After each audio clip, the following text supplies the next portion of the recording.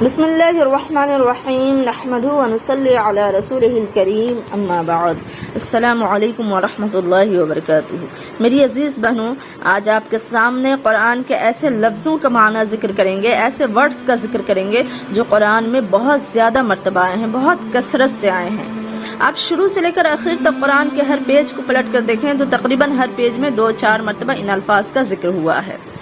اور ظاہر ہے کہ ہم جب کسی سے کوئی بات کرتے ہیں، کوئی کنورسیشن کسی کے ساتھ کرتے ہیں یا کہیں کوئی اسپیچ دیتے ہیں، لوگوں کو مخاطب کرتے ہیں، تو ہمیں بھی جو الفاظ کثرت سے ضرورت پڑتے ہیں وہ یہی ہیں کہ یہ وہ، یعنی یہ آدمی ایسا ہے، وہ ایسا ہے، جس شخص کے بارے میں کہہ رہے ہو تو یہی سب الفاظ بار بار ریپیٹ ہوتا رہتا ہے۔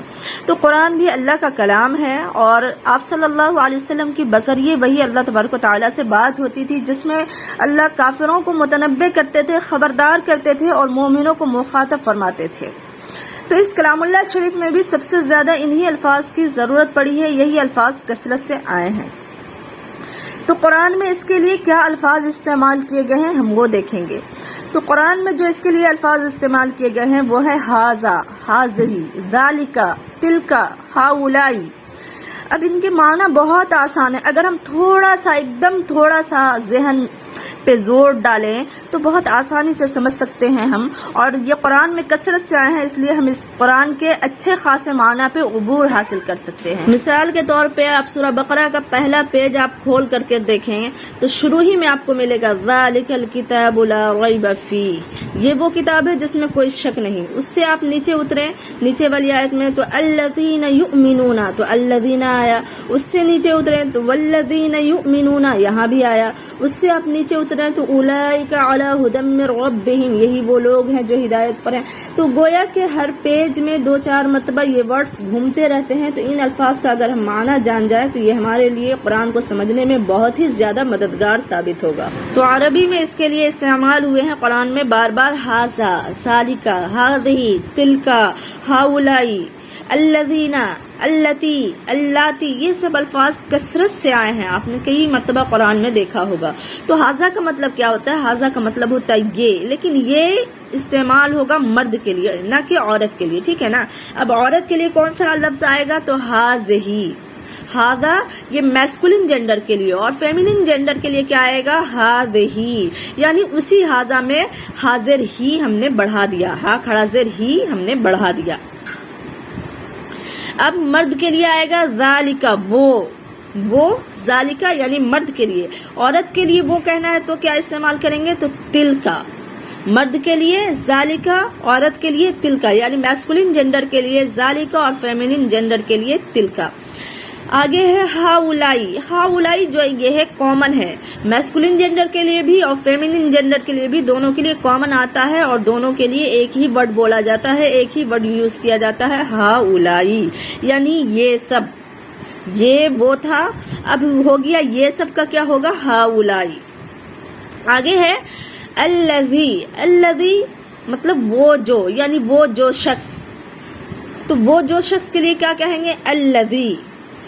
لیکن اگر وہ جو عورت، اس کے لیے کیا کہیں گے؟ تو اللتی، الذی کے اپوزٹ ہو جائے گا عورت کے لیے اللتی۔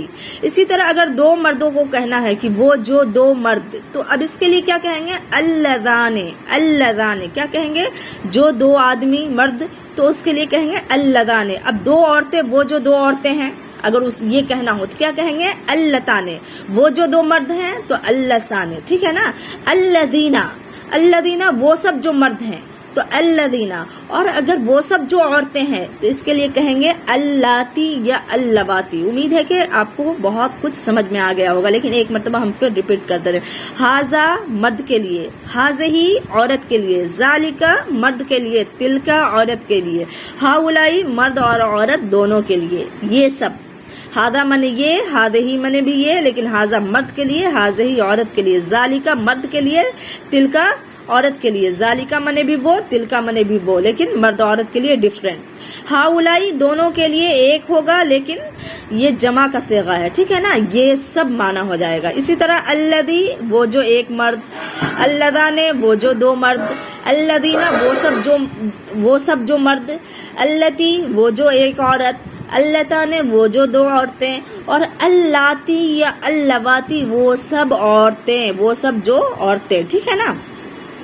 آگے کچھ معنی بھی دیکھ لیتے ہیں. مجتہد کہتے ہیں نا بہت مجتہد ہے، تو مجتہد کا مطلب کیا ہوتا ہے؟ محنتی، کوشش کرنے والا، اجتہاد کرنے والا، محنت کرنے والا، ٹھیک ہے نا. اب اس کا الٹا کیا ہوگا؟ تو کسلان، سست. اس کے آگے کیا ہے؟ رخیص. رخیص مطلب سستا. اور اس کا الٹا کیا ہو جائے گا؟ سمین. سمین کا مطلب مہنگا، قیمتی. اس کے آگے دیکھتے ہیں تو سہل. سہل منے آسان. صعبن. صعبن منے مشکل. سہل کا الٹا صعب. مجتہد کا الٹا کسلان. رخیص کا الٹا سمین، یعنی رخیص منے سستا، سمین منے مہنگا. سہل منے آسان، صعب منے مشکل. مجتہد منے محنتی، کسلان منے سست. قلیل. قلیل مطلب تھوڑا، کثیر منے زیادہ. تو امید ہے کہ آپ کو یہ چیز بہت اچھے سے سمجھ میں آ گیا ہوگا. اگر نہیں آیا ہوگا تو آپ کمنٹ کے ذریعے پوچھیں، کیونکہ ہم اسی لیے محنت کر رہے ہیں کہ آپ کو قرآن سمجھنے میں آسانی ہو. اگر کہیں پہ کوئی دشواری ہو تو آپ کمنٹ کے ذریعے ضرور پوچھیں.